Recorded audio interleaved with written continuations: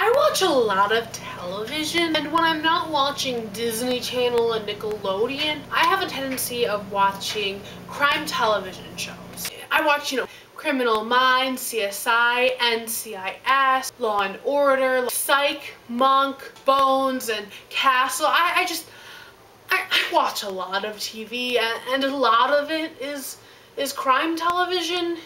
And well, at my first year of college, I have a friend named Keely, and we were discussing our mutual love of crime television. And we decided that the people who are victims on these shows have so obviously never watched an episode of any crime television show ever in their life.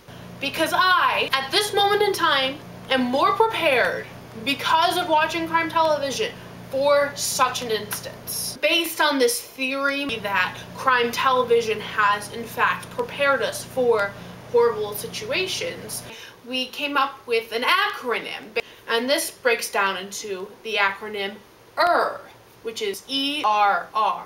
Now, E is for evaluate, which is pretty simple and exactly what it sounds like. Just evaluate your situation.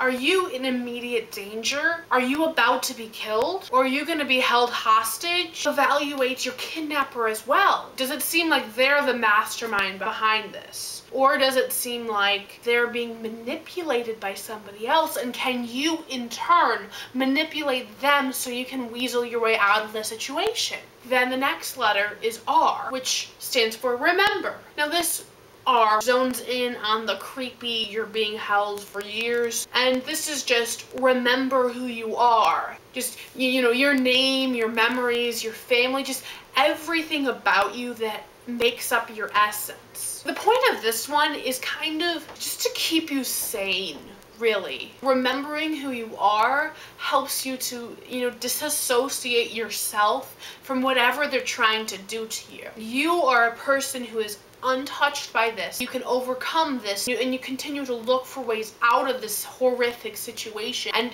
when you are found, you remember who you are, and there's more chance of you living your life again. So far we have evaluate your situation, and then remember who you are. And the last R is retain, which stands for retain their DNA. And this is kind of zoning in on the there's no way out of this, you're going to die, it sucks, I'm sorry, you're gonna die.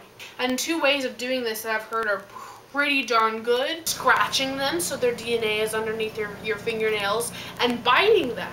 Because apparently, like, dust mites and stuff can just get stuck in your teeth and will hold their DNA. When the cops identify your body and find your body, then they can get that DNA, they can figure out who the person is, and they can convict him, and they can lock that son of a gun up, and that person will never be able to hurt anyone else in the way they've just hurt you. So, once again, to summarize, evaluate your situation, remember who you are, or retain their DNA. And that's pretty much what I've learned from crime television shows of how to be prepared for the worst case scenarios of kidnapping. So, well, I hope that helps. No, I don't. I hope that this was a waste of under 4 minutes of your life because you'll never ever have to use this. That's what I hope. To err is not to err. But